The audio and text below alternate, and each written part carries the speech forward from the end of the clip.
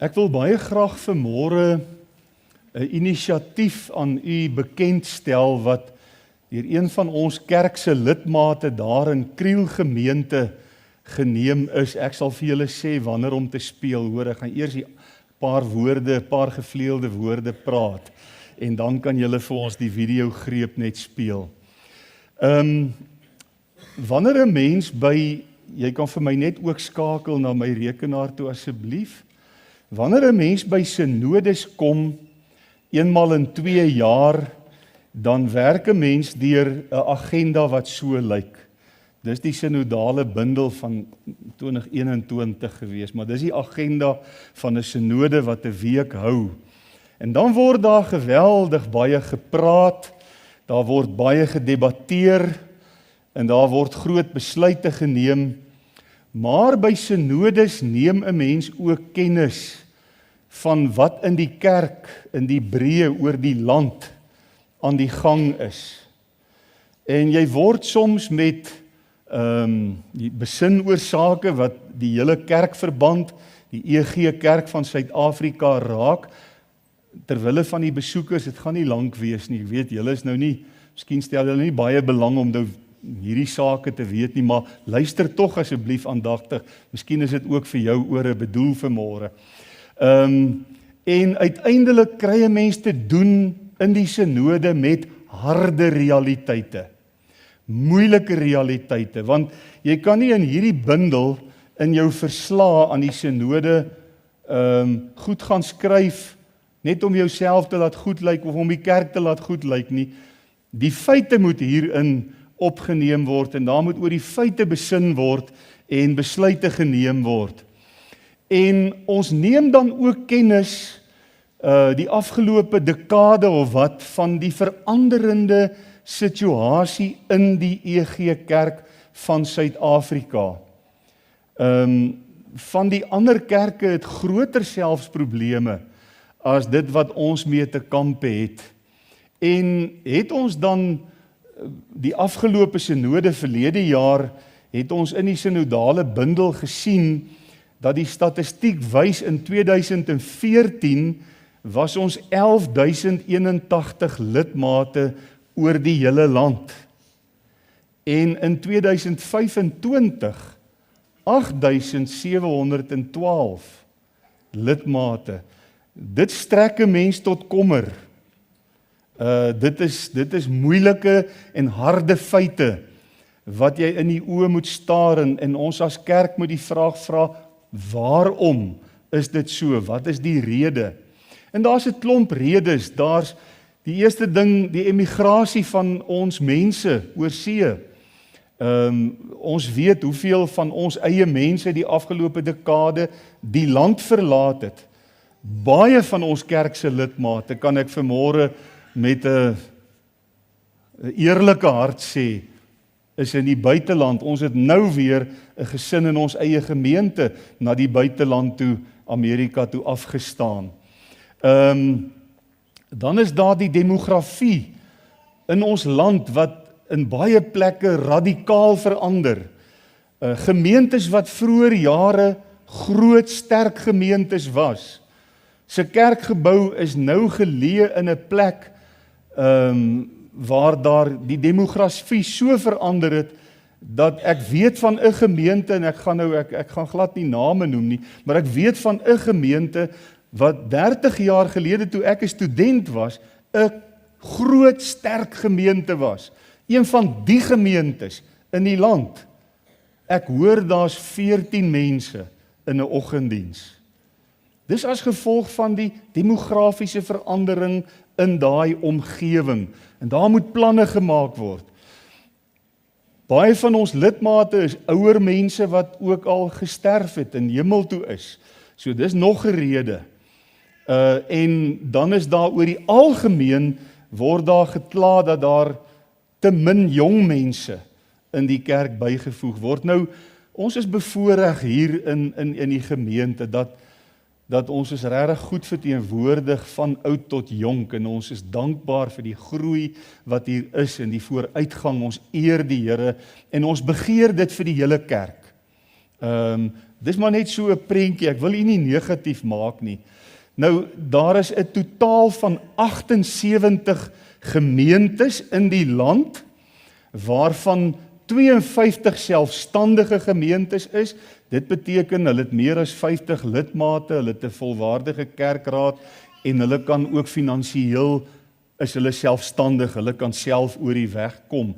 26 gemeentes is onselfstandig, en die balans is besig om te skuif van minder selfstandige gemeentes na meer onselfstandige gemeentes. So, nou kan u dink, as jy nou in 'n synode sit en jy word met hierdie feite gekonfronteer, dan kom jy voor groot uitdagings te staan. Ons is bevoorreg dat ons die studente, die kweekskool hier by ons het.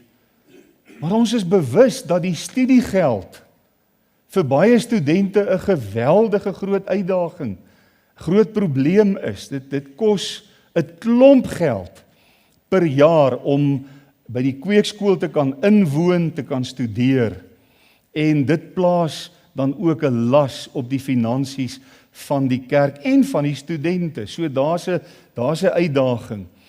Daar's 'n uitdaging dat predikante in kleiner gemeentes kan nie altyd hulle volle salaris ontvang nie. Want vroeër jare was die situasie so, daar was genoeg groot selfstandige gemeentes om klein gemeentetjies te subsidieer. Dit het verander, dit raak al moeiliker. En dan een van die groot krisisse waarmee ons sit is die emeritus leraars. Nou net terwille van die wat nie weet wat op die aarde is 'n emeritus. Kyk, ons het altyd in die kerk snaakse woorde vir gewone goed. 'n Emeritus leraar is 'n ou wat op pensioen is.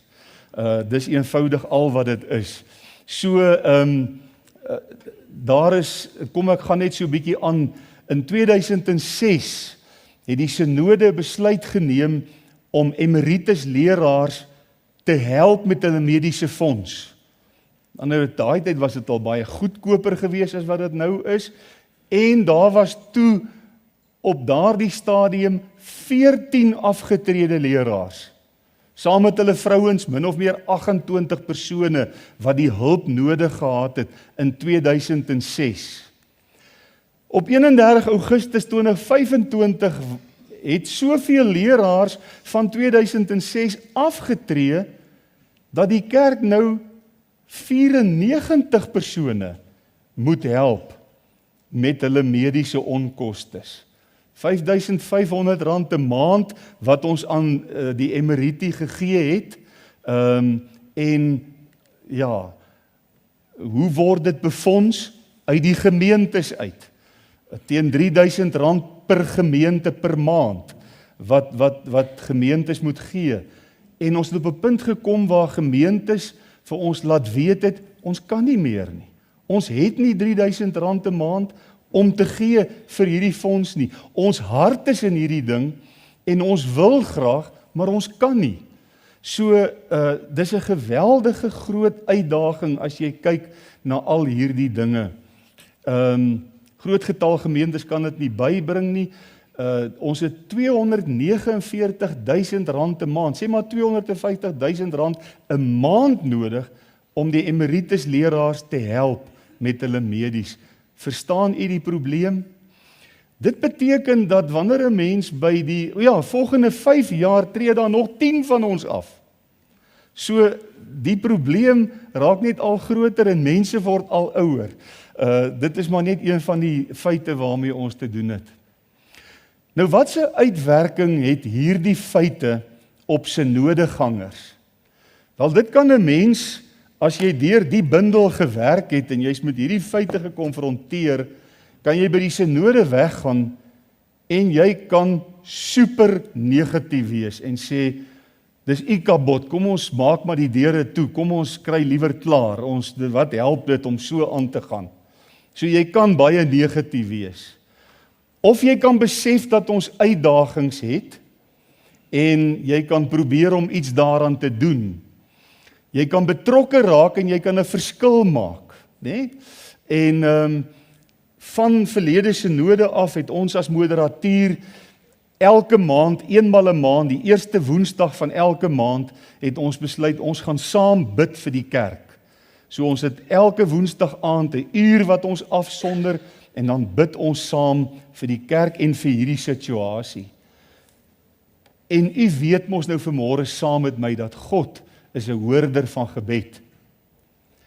En die Here het iets wonderliks kom doen, waarby almal van ons in die hele kerk oor die hele land heen betrokke kan raak. En dit is wat ek graag vanmôre in u middel wil neem. Iemand het inisiatief geneem, en ek wil vra dat Markole vir ons die videogreep sal speel, en dan gaan ek nog 2 sinnetjies sê, dan gaan ons aan met ons boodskap vanmôre. Baie dankie.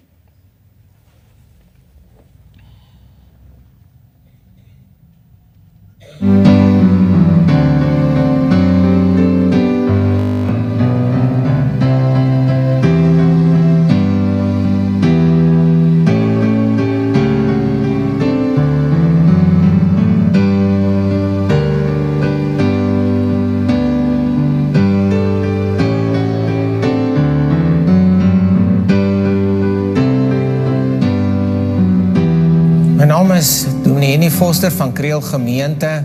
Die Here sê vir ons in sy woord, Spreuke 20 vers 18, planne kom deur beraadslaging tot stand. En dan erken Job ook in 42 vers 2, dat die Here weet alles, en dat daar geen plan vir hom onuitvoerbaar is nie.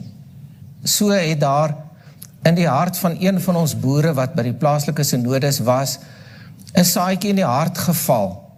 En hierdie saadjie het ontkiem en gegroei deur beraadslaging met sy skoonpa, wat ook 'n plaaslike boer is, en Vrydagoggende by ons gebedstyd by die kerk, waar ons die Here se aangesig gesoek het, om die Here te vereer en te verheerlik, deur dit wat ons gedoen het, en ons dank die Here dat hierdie plan uiteindelik tot 'n verwerkliking gekom het in Blinkmorester saaiery projek. En dit is my voorreg om dan oor te gee aan ons plaaslike boer, in wie se hart hierdie saadjie geval het, en hy gaan dan vir ons hierdie plan verduidelik. Jy is baie welkom om dan vir ons te verduidelik, Jacques. Baie dankie. Baie dankie, Dominee Henny. My skoonpa sê altyd, as die Here ons los, sal dit die eerste keer wees, en dit is iets wat ek met die boerdery beleef. Elke Sondag in die kerk is waar ons die Here ontmoet, en hy stap 'n pad met ons. Die 2 synodes wat ek gelukkig genoeg was om by te gewoon het iets in my wakker gemaak. Ek glo die Here het iets op my hart gelê. Wat ek besef het is dat ons nood het in ons kerk, dat daar uitdagings is, en die vraag het regtig by my ontstaan, wat kan ek doen? Ek en my skoonpa het bietjie gesit en gesels, en hy het vir my gesê, is jammer ons het nie 50 hektaar om te gee nie. En nadat ons bietjie daaroor gepraat het glo ek die Here dit in my hart gelê, dat ons reg oor die land plase het, boere het, besigheidsmense het, wat wel voel soos wat ek voel, wat mense verskil kan maak. Goede wat my hart geraak het, is die emeritus predikante, wat swaar kry. Ons mense kry swaar. Dis mense wat hulle lewe lank aan die Here gewy het, en nie noodwendig 'n ordentlike bord kos op die tafel elke aand het nie, of wat in 'n staatshospitaal se gang moet lê. Ons moet iets daaraan doen, ons kan dit nie so los nie, dit is net nie reg nie. Een van die dinge wat ek raak gesien het, wat my hart nogal aangeraak het, is die feit dat ons nie genoeg studente het om die woord van die Here te bring nie. Wat ek besef is dat daar word fondse benodig om seuns op te lei om vir ons hierdie werk te doen. En hoe kan ons dit doen? Wat kan ons doen? Wat kan ek en jy doen om daardie verskil te maak? Die volgende ding wat ek besef het, ek met een van die predikante gestaan en gesels, en ons het gepraat oor sy kinders, en hy het vir my gesê, sy kinders is nie in die skool nie, en ek het hom gevra hoekom, want dit maak nie vir my sin nie, en hy het vir my gesê, hy kan dit nie bekostig nie. So, die manne wat vir ons die woord op die einde van die dag bring, trek ook swaar. So, die gedagte in my hart is dat ons as boere en besigheidsmense kan saamspan. Dis nie 'n 10de projek nie. Dit is nie die gedagte om 'n 10de te gee nie, maar om soos die Here jou seën en soos die Here jou lei, om 'n bydrae te lewer tot hierdie projek. Die projek is nie eenmalig nie, maar dit is 'n voortdurende projek. Dit sal op 'n gereelde basis opgedateer word wat die nood is en wat die behoefte is. Ek dink met so 'n projek, iets wat in die hart sal opkom, wat 'n mens sal neig om nie by te dra nie, is dat as daar fondse inkom, dat dit nie gespandeer word waar dit moet nie. Die aangeleentheid is dan ook met die PFK bespreek en asook met die moderatuur wat in gunste van die projek is. So die idee hierso is dat die projek wat geïdentifiseer sal word, elke sent sal dan toegevoeg word om daardie probleem aan te spreek en dat daar goeie boekhouding sal wees en dat daar goeie terugvoering sal wees, sodat jy weet dat wat jy bygedra het 'n groot verskil kan maak in die kerk wat ons lief het. In ons geval het ons besluit, ons is saaiboere, om 'n gedeelte af te staan om hierdie projek te ondersteun. Maar miskien is jy 'n veeboer, miskien is jy 'n aardappelboer, miskien is daar drywe waar jy is. Wat ook al die Here op jou hart lê, wil jy nie 'n bydrae lewer nie, en laat ons kyk of ons hierdie kerk wat vir ons soveel beteken en wat vir ons die evangelie bring en daai verskil in jou boerdery maak, dat jy hierdie projek ondersteun en dat ons daardie verskil kan maak, dat die woord van die Here uitkom waar dit moet.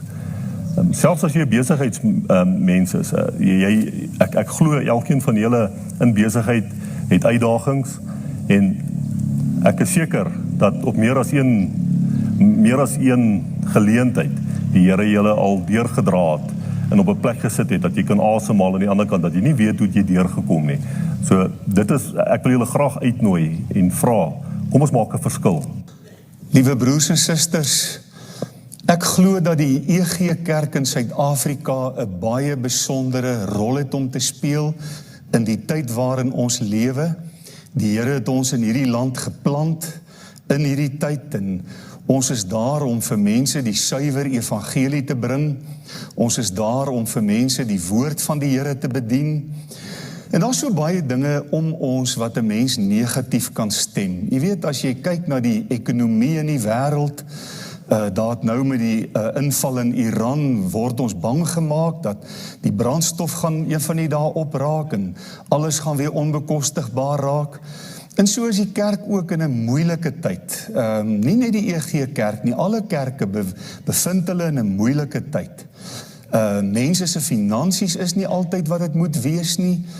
En wanneer 'n mens op synodes kom, dan kan dit maklik gebeur dat synodes jou eintlik negatief kan stem, want dis daar wat jy hoor hoe swaar dit gaan, hoeveel gemeentes daar is wat onselfstandig is, wat dit nie kan bekostig om 'n leraar te beroep nie. En jy kan baie maklik van 'n synode af weggaan en negatief wees en sê, ag, weet jy wat, ek stel nie belang in hierdie saak nie. So was dit op die afgelope 2 synodes, was die hele kwessie rondom emeritus medies hulp bespreek gewees, en dit het gebeur dat die synode baie indringende besluit moes neem om 7% per jaar minder emeritus hulp te gee aan die medies.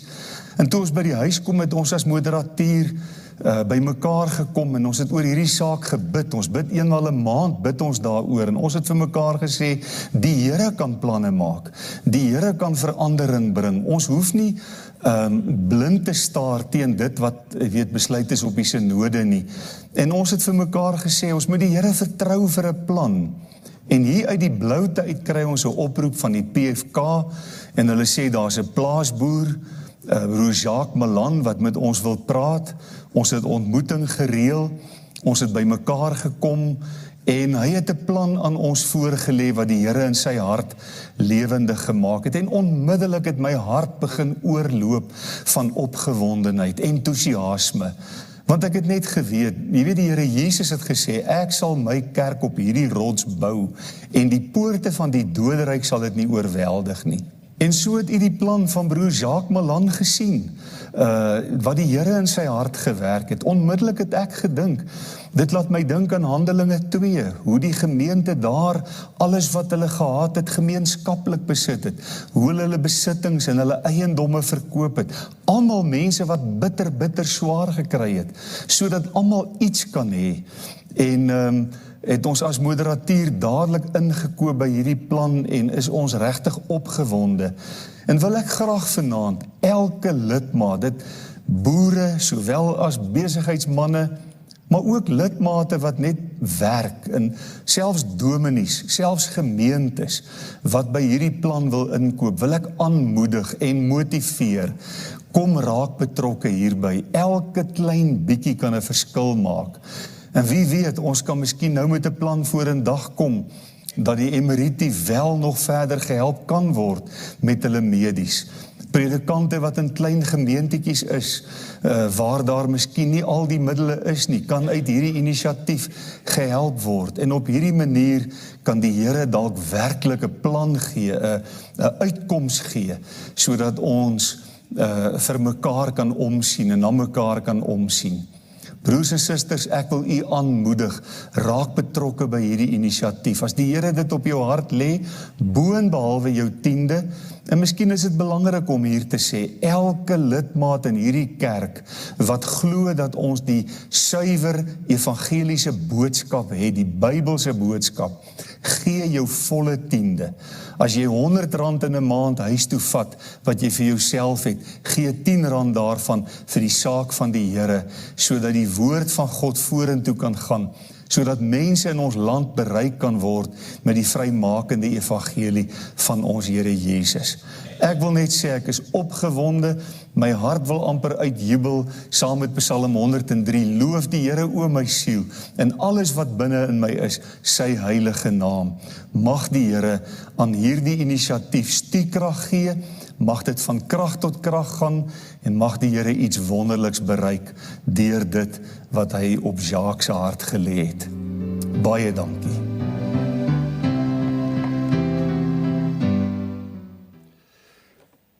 Dankie, ek wonder wie is daai laaste karakter. Kan net vir my terugskakel asseblief, Marco.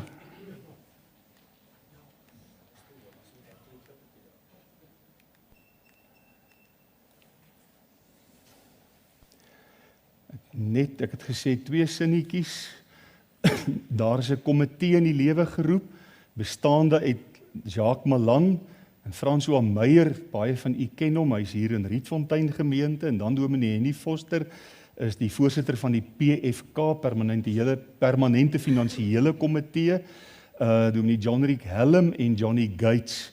Daar is 'n rekeningnommer, en dan kan u ook daai persone kontak. As u betrokke wil raak, onthou, moenie jou bydra vir die gemeente in hierdie projek instort nie, dit moet ekstra wees. En as daar iets is wat die Here op jou hart lê, raak betrokke. Dankie dat u aandag gegee het. Het 'n bietjie beter begrip van wat in die kerk in Hebreë aangaan. Kom ons bid ook vir die kerk dat die Here ons sal ontmoet. Ons maak ons Bybels oop weer by 1 Petrus.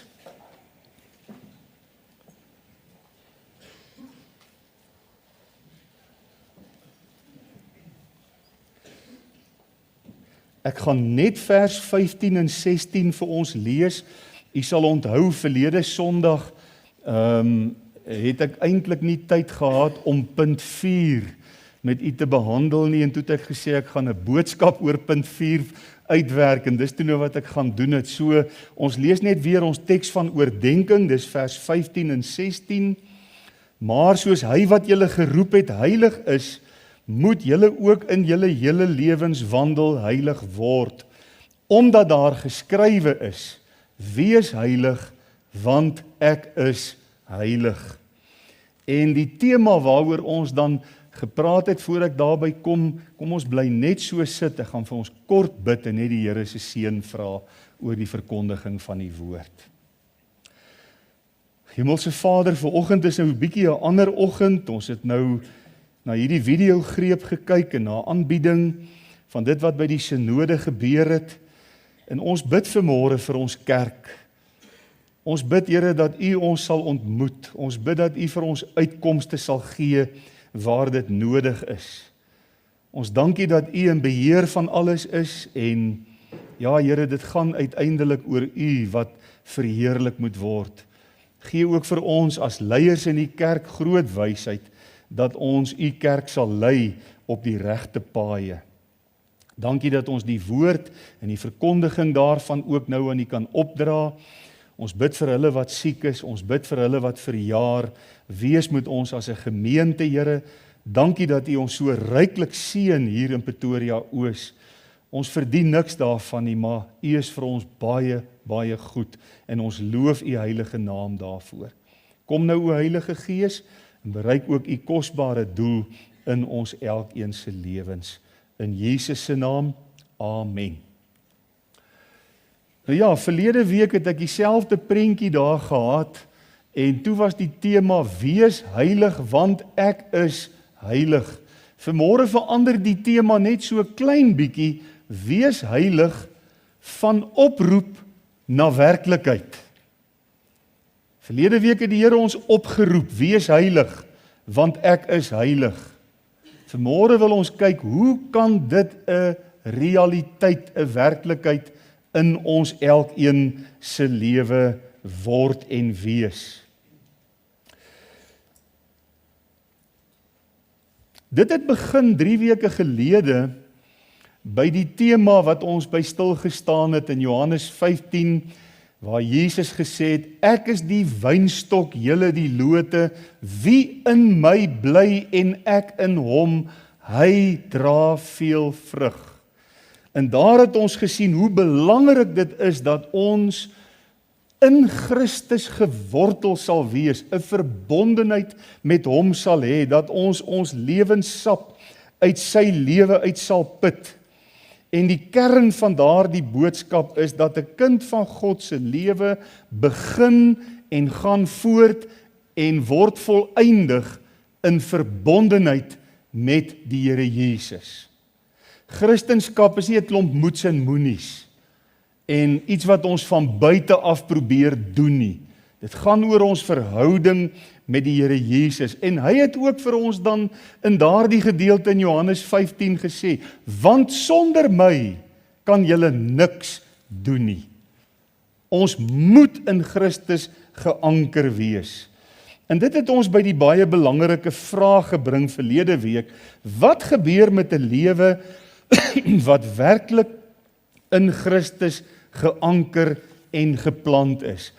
Ontvang jy by jou redding bloot maar 'n kaartjie hemel toe en jy sê baie dankie Here, ek het nou my kaartjie, ek is op pad hemel toe en nou kan ek lewe soos ek wil? En die antwoord was baie duidelik nee, want die woord van die Here, ons het dit vanmôre weer saam gelees, sê vir ons, wees heilig, want ek is heilig. Ons word geroep tot heilige lewens. Ja, ons lewens moet deur God radikaal verander word. Die Bybel is vir ons baie duidelik dat 'n lewe wat in Christus geanker is, word nie maar net gered en dan gaan hy maar net, dan dryf hy maar net soos 'n stuk dryfhout in 'n rivier voort nie. Dit word gevorm, dit word verander. Die Here is die pottebakker, ons is die klei. Hy is die wynstok, ons is die lote. En so is daar baie illustrasies in die woord van die Here wat vir ons daarop wys dat ons lewens in heiligmaking verander moet word. Vanmôre kom ons by die vraag, nou hoe kan ek heilig word? Hoe word hierdie oproep tot 'n heilige lewe binne in my verwesenlik? Daar's 'n kort antwoord wat ek kan gee en dan kan ons eintlik maar amen sê en huis toe gaan. En dit is die werk van die Heilige Gees in my. Dis die kort antwoord. Om heilig te word is die werk van die Heilige Gees in my. Dis baie belangrik dat ons vanmôre moet let daarop. Heiligheid is nie iets wat ons produseer nie. Dis iets wat die Heilige Gees in ons produseer. En dan het dit 'n uitwerking in ons karakter en in ons lewens. Die van u wat al 'n geruime tyd hier is, sal weet dat ek graag verwys na J. Sitlow Baxter, wat ek op kweekskool mee te doen gekry het. Ek wou nou amper sê wat ek ontmoet het, maar ek het hom ongelukkig nooit persoonlik ontmoet nie. Maar Dr. Kotse het J. Sitlow Baxter aan ons as studente voorgestel en ek het 'n verskriklike liefde vir sy boeke en vir sy preke in my lewe ontwikkel. 'n baie kosbare man. En hy het hierdie boek geskryf, A New Call to Holiness. Ek het al vir u vertel dat ek die boek in 'n slaghuis daar in, wat is die plek se naam nou? Lensburg, in 'n slaghuis toe ons gestop het om droewors te koop en ek uitstap, toe sien ek die boek op 'n rak daar. Toe sê hy vir my, dis 'n oom wat oorlede is en al sy boeke is hier neergesit. En as jy wil, kan jy maar die boek vat. En dis 'n verskriklike kosbare boek oor heiligheid. En ek wil graag net so inleidend ietsie met u uit hierdie boek deel, wat ek vir ons in Afrikaans vertaal het. Baxter skryf, hy sê, ek twyfel of ons selfs nou al ten volle begryp wat destyds, en hy verwys na John Wesley se tyd, die heiligheidsherlewing in Engeland, wat eintlik Engeland van ondergang gered het. Hy sê, ek wonder of ons selfs nou al ten volle begryp wat in daardie tyd gebeur het, of liewer begin gebeur het. Die mees betekenisvolle ontwikkeling in daardie tyd was waarskynlik die duidelike onderskeid in prediking tussen wedergeboorte of nuutheid van lewe en volkome heiligmaking of volheid van lewe. Hoor jy die onderskeid wat Baxter so pragtig maak?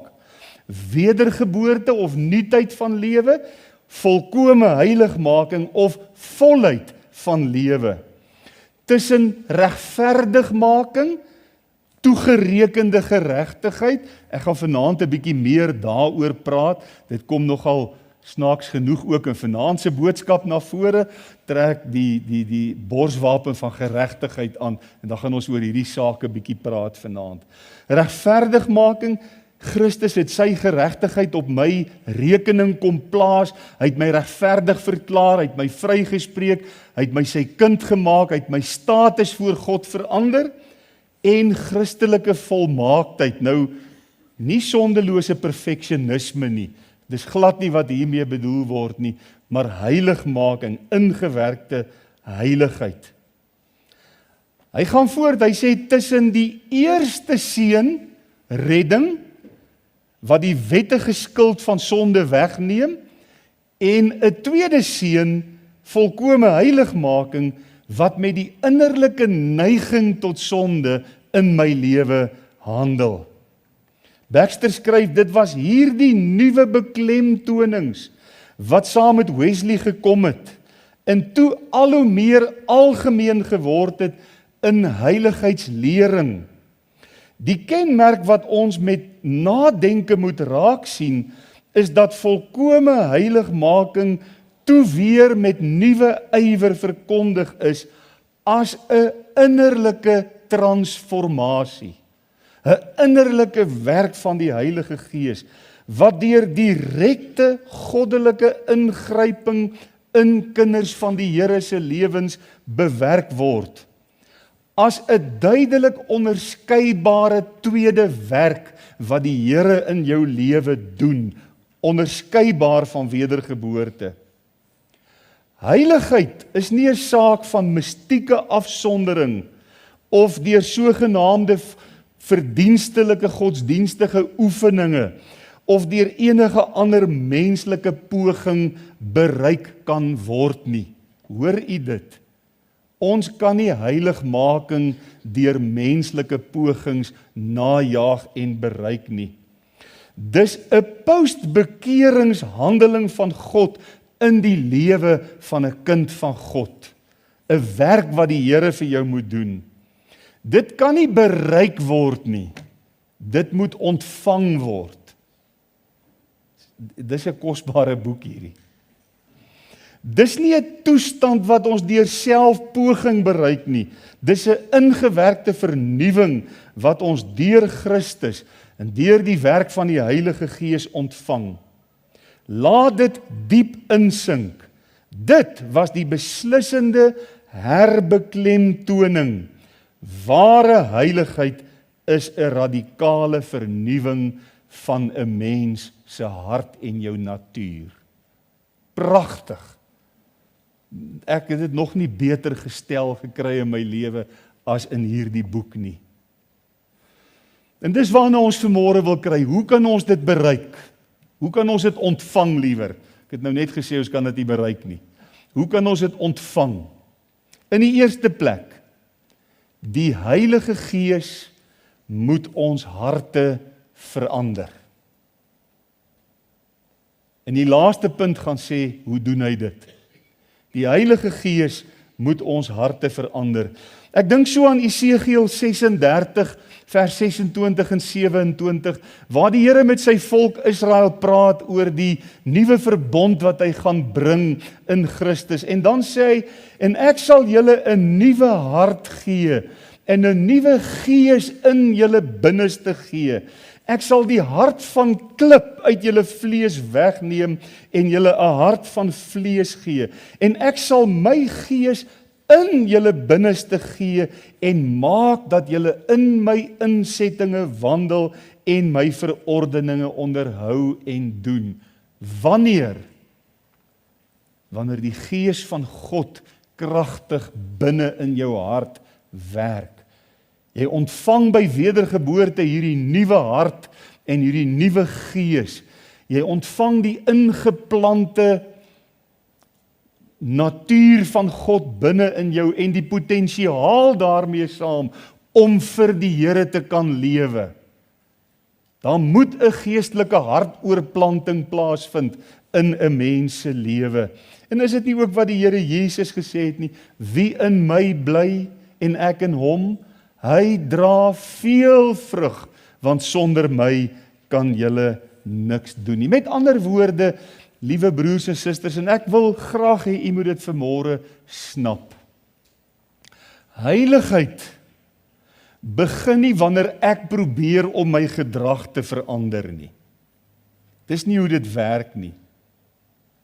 Ek kom agter daar's kortgoed in my lewe en daar's tekortkominge en daar's foute en daar's miskien selfs nog sonde waarmee ek worstel en nou probeer ek om my gedrag te verander. Dis nie hoe dit werk nie. Dit kan nie so werk nie. Maar dit begin by die innerlike vernuwing van ons harte, waar die Here jou 'n nuwe hart gee en waar hy in jou hart werk om jou lewe te verander. Dit vloei uiteindelik uit in ons gedrag, ja. Maar dis eers eg wanneer dit uit jou hart uitkom. Ek dink so aan die storieverteller Wyle Koos Meyer wat goed so verskriklik kon aandik. Ek wonder wie van julle hom kan onthou op Spies en Plessis. Koos Meyer het vertel dat hulle in Stellenbosch as studente 'n kar gehad het. Maar die kar het nie 'n engine ingehad nie. En dan gaan hulle nou langs die pad, dan trek hulle nou die kar. Hulle wil nou vanaand uitgaan iewers heen, dan stoot hulle die kar tot op 'n plek en dan maak hulle die engine kap oop en dan maak hulle nou werk hier aan die engine kap. En nou dan stop daar iemand hier by hulle, dan maak hulle gou die engine kap toe want daar's nie eens 'n engine in nie. Dan vra die persoon wat's fout, dan sê hulle hierdie engine is heeltemal stikkend en ons moet nou dringend in Stellenbosch kom. Dan haal die persoon 'n tou uit, dan sleep hy hulle Stellenbosch toe, dan kuier hulle daar en as hulle nou môre wil terugkom, dan stop hulle weer die kar daar langs die pad en dan doen hulle weer dieselfde, dan sleep hulle iemand hulle weer terug huis toe. Weet jy, dit het my laat dink, as 'n mens probeer heilig leef in jou eie krag, is jy eintlik met so 'n oefening besig. Daar's nie 'n engine nie. Daar's nie iets wat jou van binne af aandryf nie. Dis nie eg nie. Daarom is dit so noodsaaklik vanmôre dat ons in die eerste plek sal snap en sal verstaan dat heiligmaking, ware heiligheid is 'n werk van die Heilige Gees diep in my hart. Anders lyk dit of ek verander het, maar ek het nie. Anders lyk dit of ek vir die Here leef, maar ek leef nie werklik vir die Here nie. Ek probeer met my eie pogings hom tevrede stel en dit is nie ware verandering nie. 'n tweede gedagte wat ek graag met u wil deel, dis 'n daaglikse werk van die Heilige Gees in ons. Daagliks. Sien nie kans daarvoor. Sien nie kans om vir die Here te sê, Here, u moet daagliks in my werk. U moet elke dag moet u iets meer vir my doen, iets dieper in my doen. Here, ek wil hê dat die Heilige Gees nooit sal ophou om in my te werk en om my te vorm na die beeld van my Here Jesus nie. En ek dink die teksvers wat dit die beste vir ons illustreer is Galasiërs 5 vers 16, waar daar staan, wandel deur die Gees. Dan sal julle nooit die begeerlikheid van die vlees volbring nie. Wandel deur die Gees. Ek wil hê u moet die prentjie kry van iemand op 'n trapmeel. Die Afrikaans vir 'n trapmeel is 'n treadmill. Kry die prentjie van iemand op 'n trapmeel in die gimnasium. Jy klim op en jy begin hom stel en jy kry sy spoed reg en nou loop jy lekker. Die oomblik as jy ophou loop, dan val jy agteraf. Dis hoe dit met heiligmaking ook werk. Jy moet daagliks wandel in die Gees, soos wat jy, of deur die Gees. En dis pragtig, wandel deur die Gees. Ons sal eendag, sal ek baie graag met u 'n volledige boodskap net oor hierdie gedagte, wandel deur die Gees, met u wil deel. Daarom moet ons vanmôre weet, heiligheid is nie net 'n eenmalige gebeurtenis nie. Ja, daar is weliswaar die besliste oomblik waarvan Baxter skryf, waar jy by 'n plek van algehele oorgawe van jou ganse wil en jou emosies en jou liggaam en alles aan die Here kom. Ons noem dit die krisis van heiligmaking. Daardie punt wat jy moet bereik. Onthou jy nog verlede jaar Dominee Rudy Bekes se boodskappe waar hy die verlossing uit Egipte deur die woestyn tot in Kanaan as beeld gebruik het vir redding, en dan die woestynlewe, die opstaan en val, jy kom agter, ek wil die Here dien, maar ek het moeite daarmee, en dan daai oomblik waar jy deur die Jordaan gaan, die vervulling met die Heilige Gees, en dan die volheidslewe in Kanaan. Daar is so 'n oomblik, dis belangrik om dit te weet.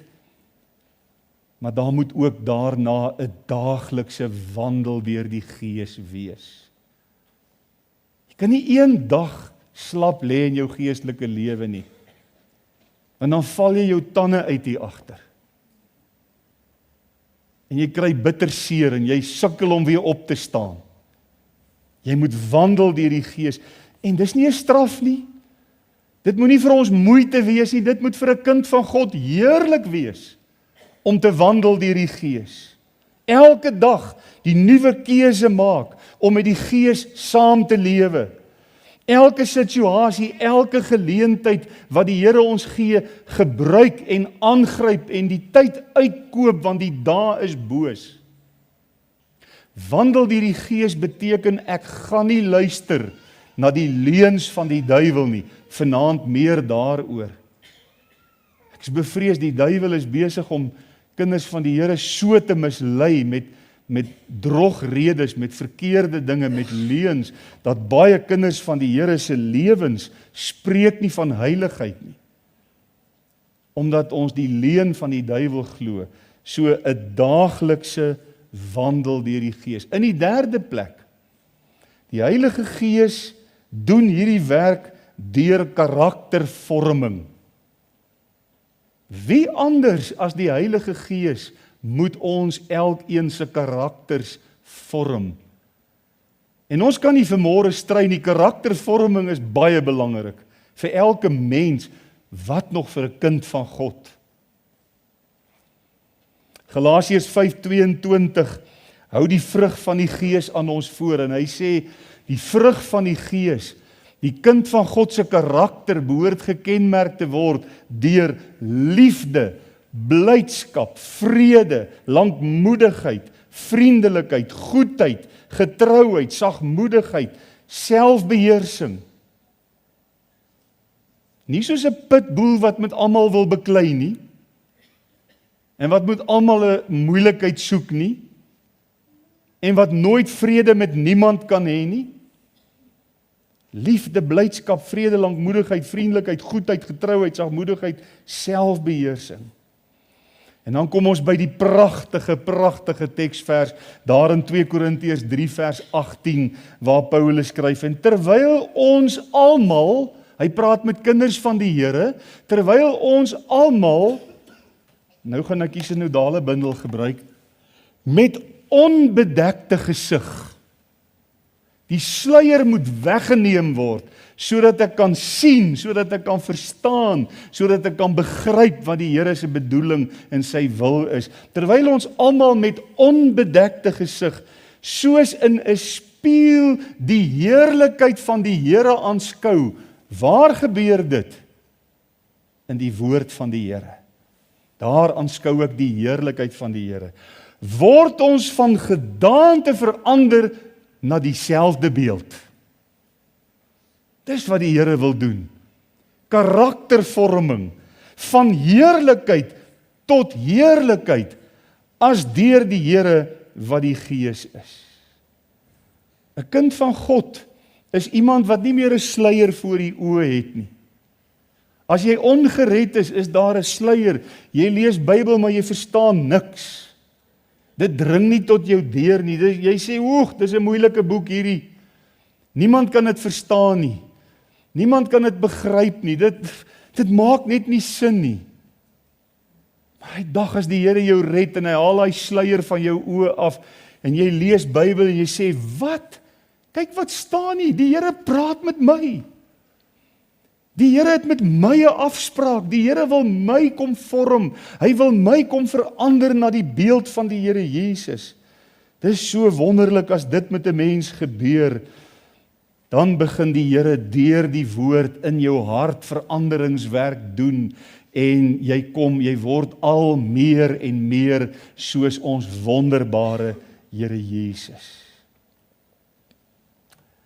Nou sal jy verstaan waarom ek die vorige 2 boodskappe oor die wynstok en die oproep tot heiligheid intrek, en ek is eintlik so bly dat ons vanmôre 'n volledige boodskap oor die hoe van heiligmaking met u kan deel, en dat ons nie nodig gehad het om dit verlede week net vinnig af te rammel om klaar te kry nie. Heiligheid is vrug, dis nie werke nie. Dis nie ek wat probeer nie. Vrug beteken, jy's in die wynstok geanker, daar's lewe, daar's groei, daar's lewenssap wat deur jou are bruis, en dit bring uiteindelik 'n innerlike ontwikkeling en groei teweeg, wat uitloop in vrug. Die vrug wat ons daar buite vir die Here kan dra. Heiligheid is met ander woorde nie ek wat probeer om geduldig te wees met, as dit vroeër jare kon ons die illustrasie as volg gebruik, as 'n taxi voor jou indraai.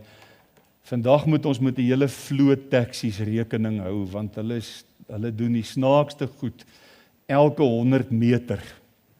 Dis nie meer net een nou en dan nie. Elke 100 meter moet jy baie versigtig wees. Nou het ons geduld nodig, is ek reg? Maar ek kan nie die geduld uit myself probeer maak nie. Daar's nie 'n fabriek in my wat hierdie geduld kan maak nie. Die Heilige Gees werk in my, hy vorm my karakter.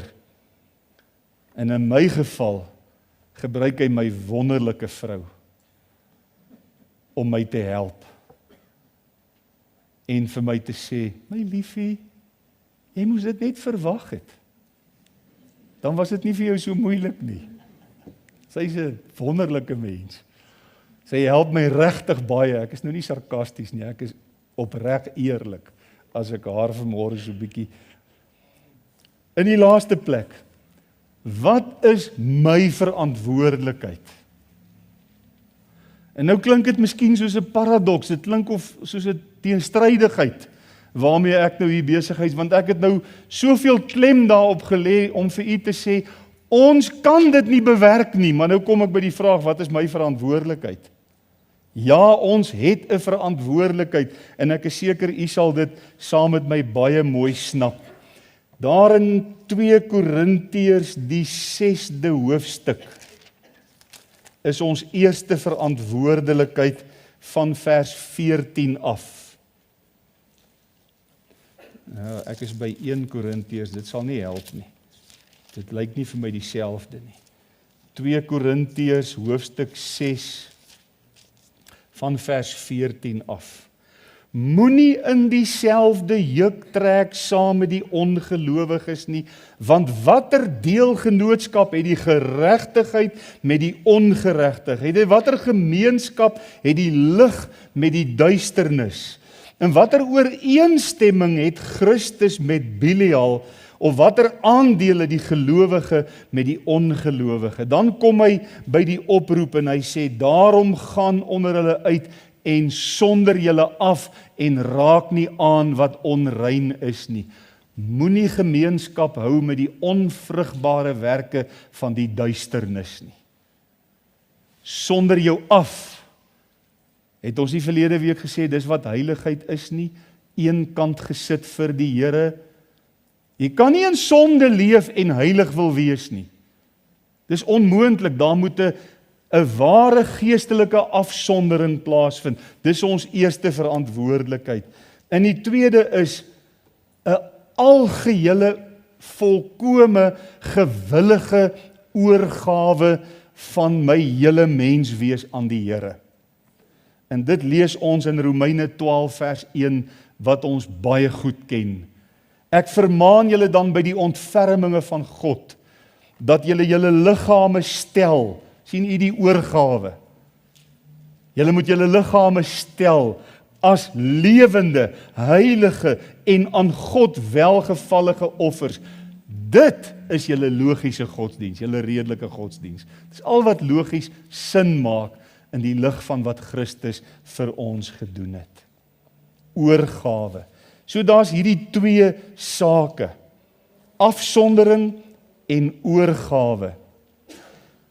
En dan is dit wonderlik om in die skrif te sien dat die Heilige Gees werk in my op antwoord van my bereidwilligheid om afgesonder te wees vir die Here en oorgegee te wees aan die Here. So uiteindelik is dit die Gees van God wat die werk van heiligheid doen, nie my afsondering en my oorgawe nie. Ek hoop u verstaan wat ek daardeur probeer sê. Kom ons sluit af.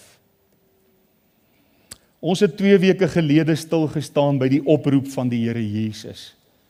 Ek is die wynstok, julle die lote. Wie in my bly, hy dra veel vrug.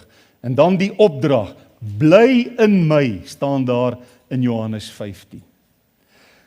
Voortvloeiend daaruit het ons verlede week gekyk na die oproep van God. Wees heilig, want ek is heilig. Die Here wil hê ons moet soos hy wees. Ons moet al hoe meer soos hy word. Hierdie 2 oproepe het ons gesien staan nie los van mekaar nie. Jy kan nie heilig wees sonder dat jy in Christus verbonde is, in hom geanker is, in hom jou lewe kry nie. En aan die ander kant, ware verbondenheid lei altyd tot heiligheid. So kan sien hoe werk hierdie 2 gedagtes in die skrif saam met mekaar.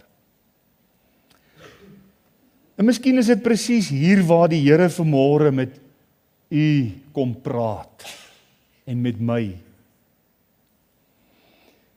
Jy het werklik die Here lief, jy het jou lewe aan hom oorgegee vir redding. Jy het hom aangeneem as jou persoonlike verlosser en jou saligmaker. Jy kan vanmôre getuig, ek is uit genade gered. As iemand jou vra, gaan jy hemel toe, dan kan jy antwoord, ja, ek weet dat ek weet, ek gaan hemel toe. As daai selfe iemand vir jou vra, hoekom sê jy so, op wat grond jy dit, op wat baseer jy dit, dan sê jy nie, ek dink ek is 'n goeie mens, en ek probeer hard, en ek is 'n kerklidmaat, en ek is gedoop, en ek is gedit, en ek is gedat, en die ander nie. Jy sê, ek het sekerheid op grond van die bloed van Jesus, wat hy vir my gestort het, en ek weet dat ek hom aangeneem het, en ek weet dat hy my saligmaker is. Dis die enigste regte antwoord, daar's nie 'n ander antwoord nie. Nou help dit ook nie, jy ken die antwoord en dis nie jou deel nie. Jy moet seker maak dis jou deel. Jy moet dit kan antwoord omdat dit jou deel is. Anders bedrieg jy jouself. Stem jy saam met my? Dis baie belangrik. Maar jy voel daar kort iets. Ek groei nie na wense nie. Ek's nog in die woestyn, ek sukkel, ek staan op en ek val en ek het hierdie moeilike bestaan as kind van die Here. Daar's soveel neerlae in my lewe. En dan is daar baie mense wat sê, ek gaan harder probeer. Daai is moeilikheid. Jy kan so hard probeer as wat jy wil, jy gaan nie slaag nie, want dit gaan nie oor hard probeer nie. Is daar miskien 'n mediese persoon wat net hier by Tannie Antonet gou kan kom help? Dit lyk nie so nie. Dankie. Kom ons gaan net klaar maak. Heiligheid begin nie by inspanning nie. Dit begin by my verbondenheid aan die Here. U hoor vanmôre die oproep van die Here. Wees heilig, want ek is heilig. Wat staan jou te doen? Sê vir die Here, Here, ek wil nie saam met die ongelowiges in hulle juk trek nie. Ek wil nie die lewe leef wat hulle leef nie. Ek is bereid om my af te sonder. Ek is bereid om my algeheel aan U oor te gee. Kom vanmôre, vertrou die Here daarvoor. Mag die Here dit vir ons doen. Amen. Goed. Terwyl ons bid, gaan iemand net help dat ons Tannie Antonet net in die reistool kry en haar net gemaklik kry. Kom ons bid net saam. Ek gaan sommer vir haar ook bid. Here, baie dankie dat ons hierdie diens in U naam kan afsluit vanmôre en so besonder vir Tannie Antonet aan die opdra. Daar's duidelik iets fout by haar in hierdie oomblikke en ons vra dat U vir haar asseblief in U hande sal neem. Maar ons bring ook ons lewens na U toe, Here. En ons wil vanmôre ons lewens op die altaar kom plaas. Ons wil hierdie boodskap oor ware heiligheid, wil ons baie graag in ons lewens ervaar en beleef. Ons bid, Here, dat U vir ons vooruit sal trek. Ons bid dat U vir ons op 'n wonderlike manier sal ontmoet. Ons bid dat die Heilige Gees kragtig in ons harte en in ons lewens sal werk. En alles tot eer en tot verheerliking van U groot en heilige naam met danksegging. Amen.